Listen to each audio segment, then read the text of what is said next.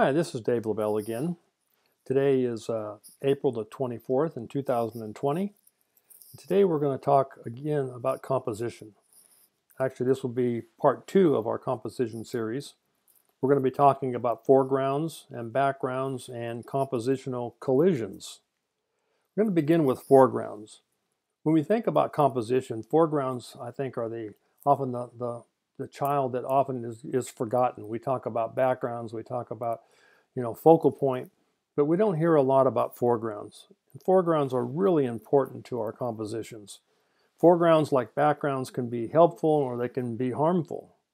They can complement, they can make your sunsets look a little better because by using this oak, these big oak trees in the foreground, it gives it depth and gives it some contrast. They can also be distractions. Too often, I think foregrounds are, because we don't see them, because we're so used to looking at our primary subject, that the foregrounds will be they'll actually be destructive. Here's an example of a very busy foreground in Italy, almost an exaggerated foreground to make a point.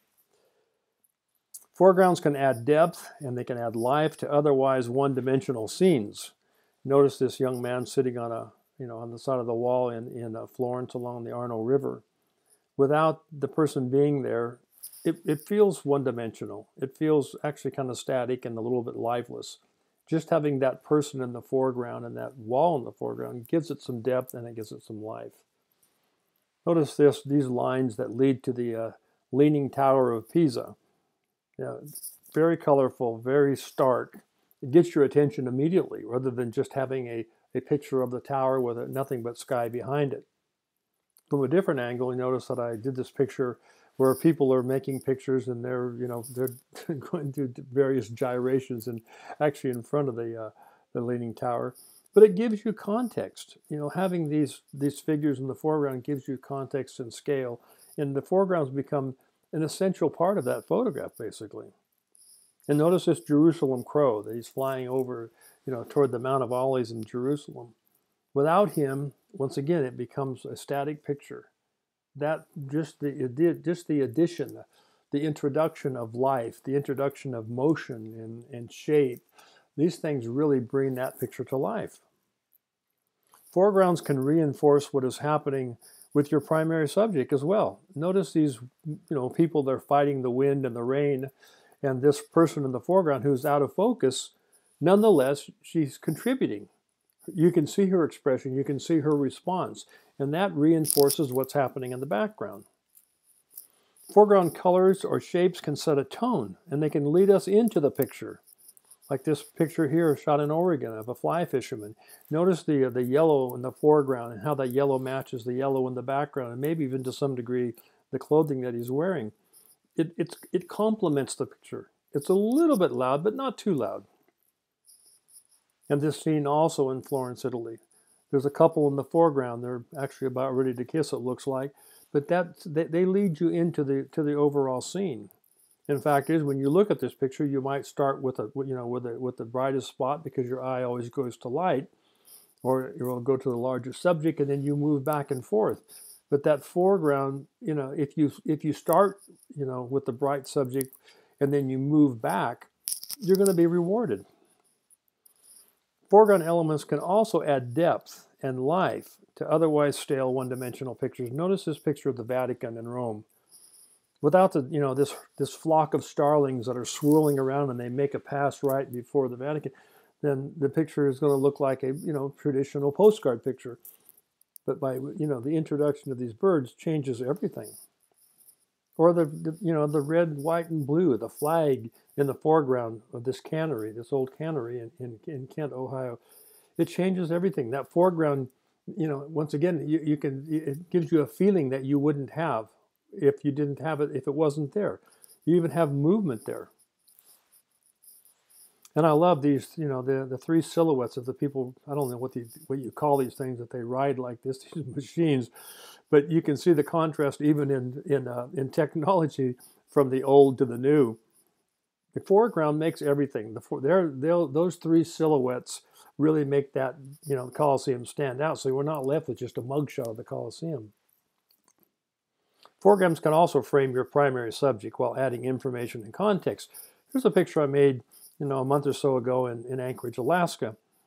If you look at this, we could just photograph this one woman's face, which would have been fine, or just her holding her book.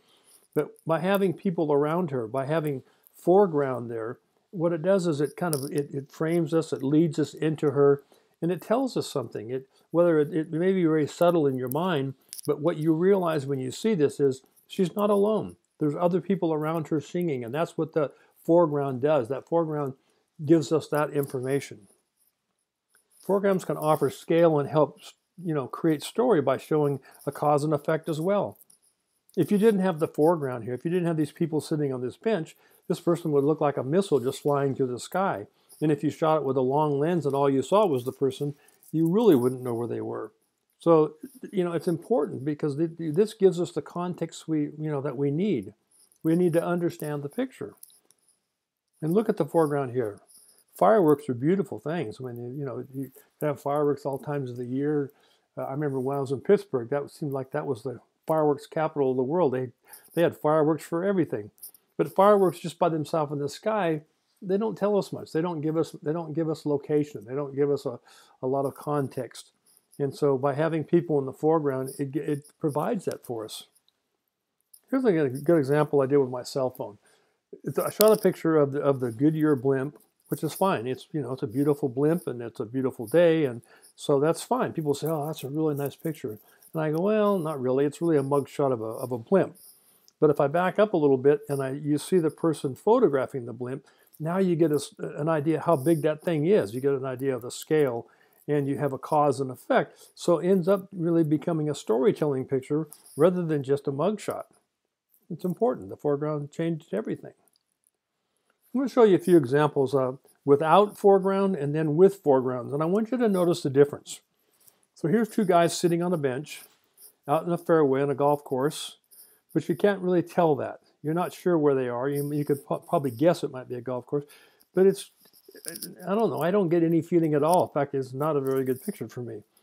But if you back up a little bit and you use those large oaks as a foreground to kind of create this canopy over them, I think what you get is suddenly you have the feeling of what it means to go out there and play golf. It's not necessarily the act of doing something. It's about serenity. It's about nature. It's about the place that you're playing. It's about togetherness. It's a lot of things that suddenly you feel when you look at a picture that has a foreground, and that's being framed like this.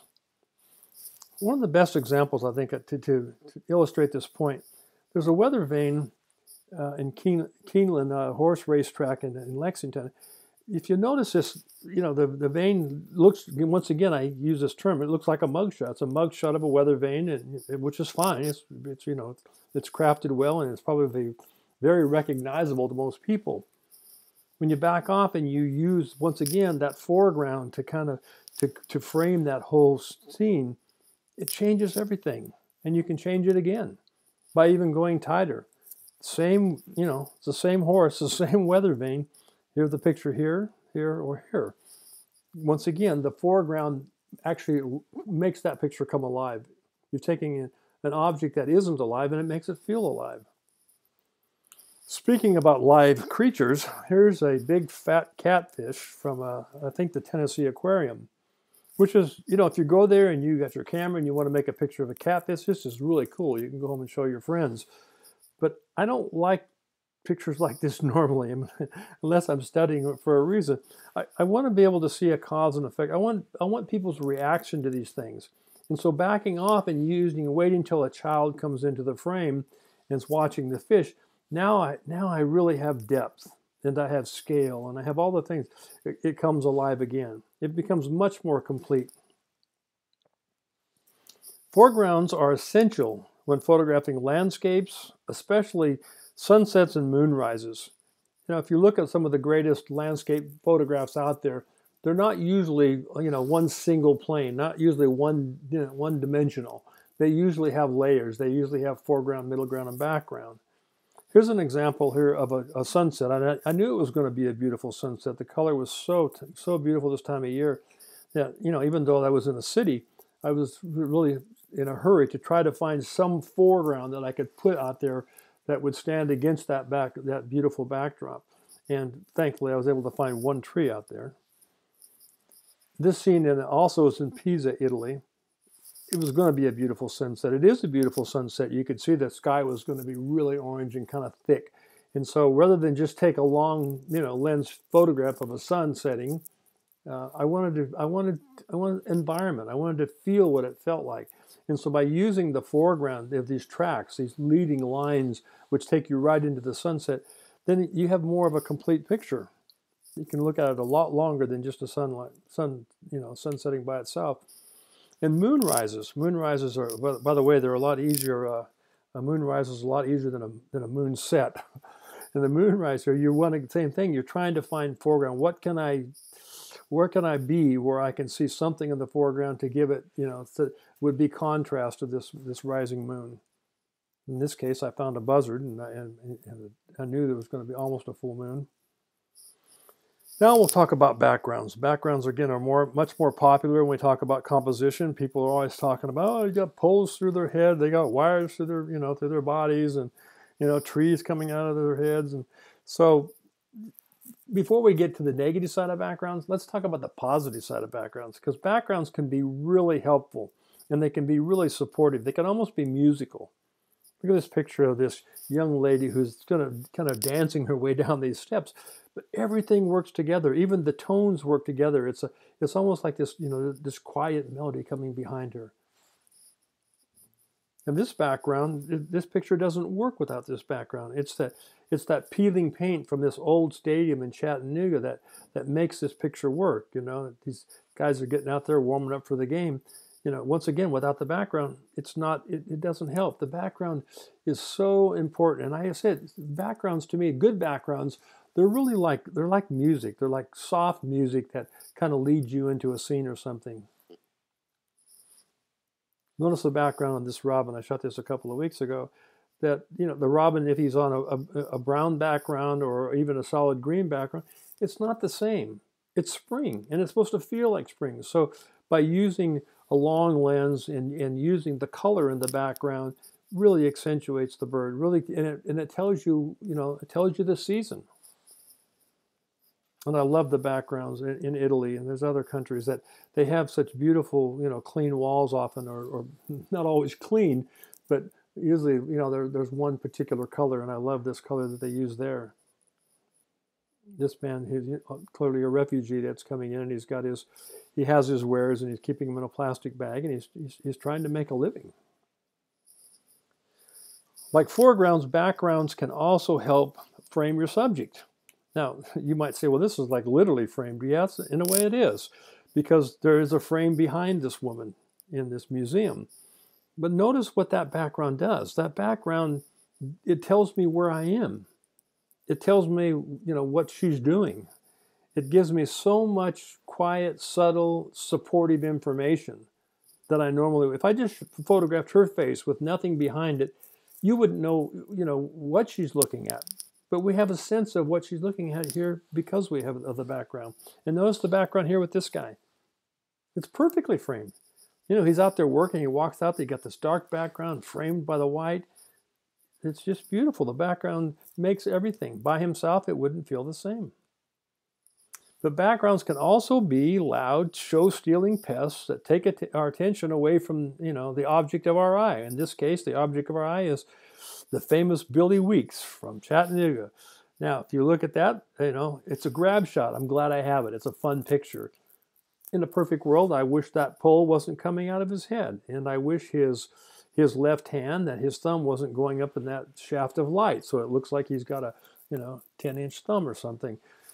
But it's okay. It's fun. We're supposed to have fun. But the point is, backgrounds can jump up on you and sneak up on you and ruin your pictures. And all of a sudden, you're wanting to do a nice picture of a young man, and it looks like he's wearing antlers. This is a series that one of my students at Campbellsville University shot recently. And I told her I was so proud of her that she saw this out of her window, grabbed her camera, ran out there and made these photographs. And I appreciate that so much. I appreciate her response. But when I looked at them, I thought, okay, this is also an opportunity to teach. Notice how, here comes the man and the little boy, driving the tractor. I can't help but see this, long, uh, loud, bright, line coming right behind them. The guardrail comes right through them, and it becomes really loud, particularly with that lens. So, we talked about when time allows you, if you could get higher, you could clean up the background. If you could get lower, you could clean up the background if you had a longer lens. But anyway, so here's the next frame. Notice again, that guardrail, it's like a spear that goes right through them. And it's because of the shape of the guardrail. It's a very rigid line. And then because the light, the tone of the guardrail, two things working against you. Thankfully, she stayed with him and she followed him all the way in. And then she made this really nice picture. It's composed so well. We have separation, we have depth, we have all these things. It's very storytelling. So I'm glad that she stayed with it. Most of the times, if you work at a newspaper, you work at publications, you're always looking for clean, uncluttered backgrounds with a solid tone. Here's a great example of that. This is Temple Grandin speaking at Kent State. And Temple Grandin, if you know much about her, she's a brilliant woman, but she's not loud. She's not about stuff. She's about animals and psychology and people and animals working with animals together. So, you wouldn't really want a busy background, quite frankly. There's a little bit of symbolism in this, and I love how you have separation from her. This is my neighbor. This is actually my neighbor's yard. What I was starting to say is that my neighbor's house is blue. So when the light's right, when it's almost 11 o'clock or something, the light's kind of coming straight down. Then these gray squirrels that climb this tree right here. And this gives me a solid background. If it was if everything behind the squirrel was gray and brown, you wouldn't get the separation you want. So sometimes you really want that clean background, and especially if you're talking about producing covers for magazines. Art directors, they love it when they have this clean background because they can put type all over this thing, So here's a great example of just using the color, using the, it's actually a very real picture. It's a spontaneous picture, but it's beautiful. Sometimes busy backgrounds are an essential part of our storytelling compositions. Like in this photograph here. It's not perfect. There is one little merger there, which drives me nuts, but I still like the picture a lot. It took me, it's one of those cases where you always say, it took me 4 hours and it was raining or snowing and I had to do this. Well, that doesn't show in the picture, obviously. But I did spend a lot of hours and it was cold and I kept hoping that some live, persons would go in the front of this mural. It's a large mural in Philadelphia at a school. And eventually there were some kids playing football and they did, and one of the plays took him out there. And so I was like, oh, thankful I got this. Not perfect, but the background really made the picture. Here's another example of a background I think is so funny. This is real life. If you're going to stage something or compose something and you're doing, choreographing a scene, then you probably wouldn't do this. But this is real life. This is a young man. He's getting ready, and it's, for this religious ceremony he's going to go through. And not only do I love his expression, but once I get past his expression, I started noticing the stuff in the background. You got the green clothes hanger, and the toilet paper looks like it's been spooled in this trash can. And it's so fun. It's so real. The background makes the picture, and the background makes this picture. One woman using her cell phone to photograph something could be interesting, but when you realize somebody's behind her doing the same thing, you have this repeated emotion, then it becomes even better. Notice the background here. It's the color of the background. You can tell what season it is. You can tell that it's fall. You can tell. So yes, it's kind of a busy scene, but the background makes the scene. It really helps you understand. It's where they're doing it. It's not what they're doing. It's where they're doing it. And this is another one of those quiet scenes that I saw it. I kept noticing it. And I just love the contrast between the older men that get together, hands behind their back, and they're talking much the way groups would do here at McDonald's. They're talking about politics and whatever else is happening in their life. Meanwhile, there's a young man behind them who's working away. He's got a long time to go before he's going to retire. But he's back working in the background, scrubbing those windows. It's that contrast. That background is important. The foreground's important. They're working together. Now let's talk about compositional collisions. They're also known as mergers.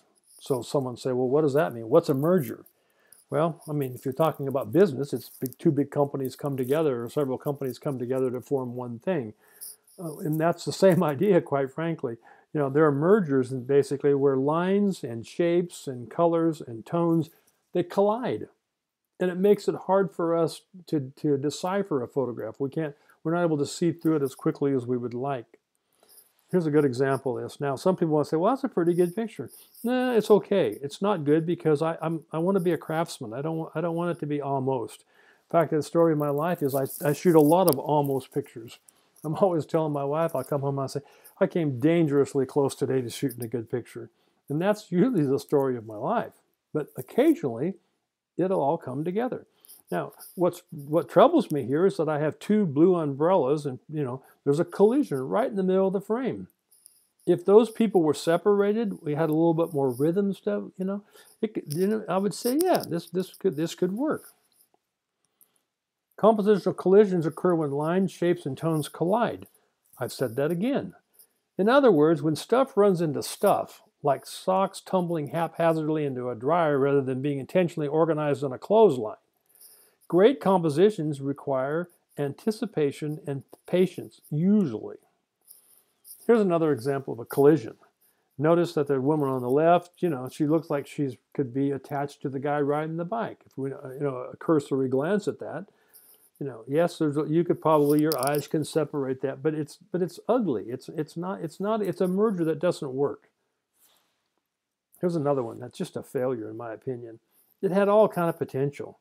I mean, had I got a little bit lower, had I had a little bit longer lens, I mean, there's a lot of things that I wish I could have done differently because he had great expression, and I liked the little camera.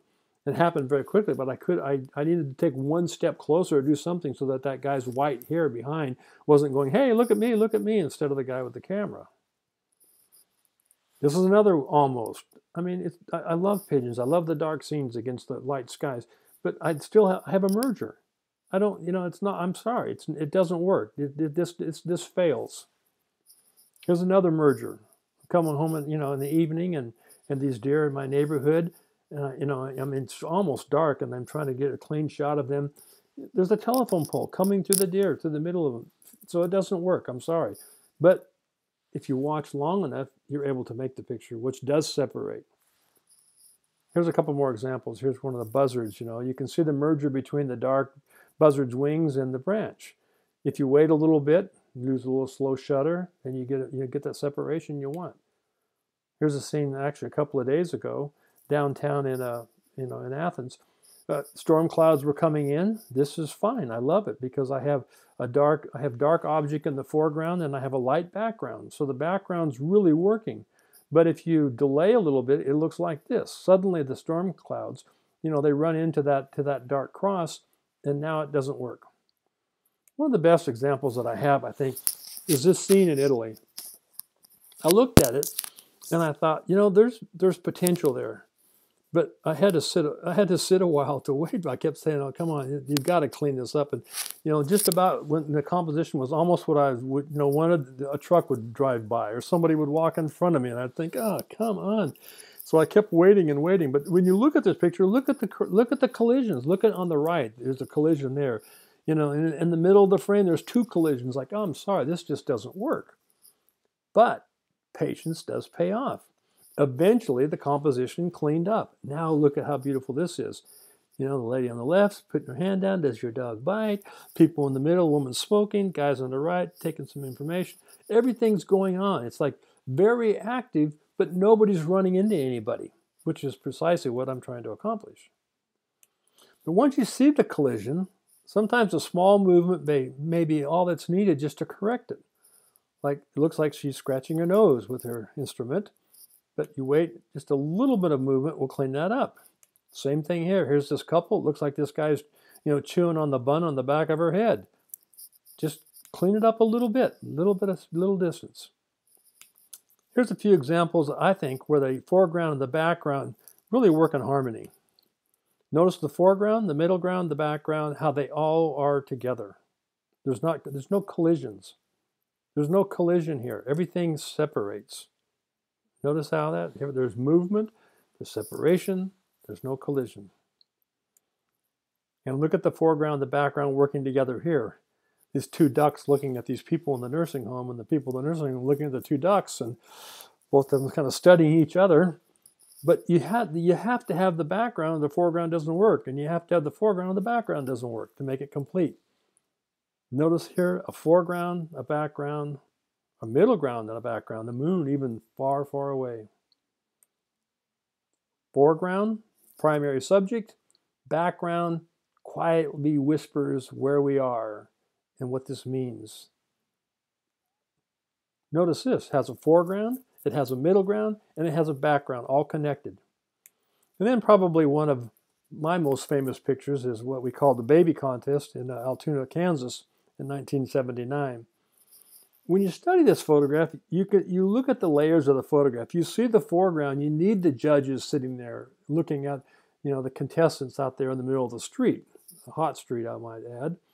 Then after you look at that, then, your eyes will wander and they'll go all the way to the back and you'll see there's a guy on the far left walking. He's in a perfect stride. You have flags that kind of tell you it's a patriotic day. It was actually the 4th of July.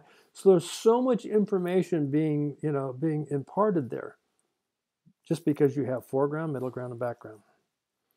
So next, in part 3, I'm going to be a little more specific and I'm going to offer you some tips for cleaning up your cluttered backgrounds and making more compelling compositions.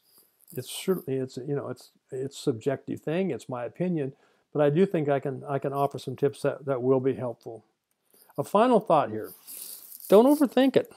Practice seeing backgrounds, foregrounds, and mergers until seeing becomes second nature to you. I like this photograph. It's a picture that I made in Israel. It's not an easy photograph, but it has a lot of layers. It has a lot of information. It's a very quiet photograph. It happens after a while when I look through the camera. My brain has been conditioned when I look through to look at the foreground, middle ground, and background. I look all the way through a scene, and it is my second nature now, and it is for a lot of photographers. So I hope that this helps you.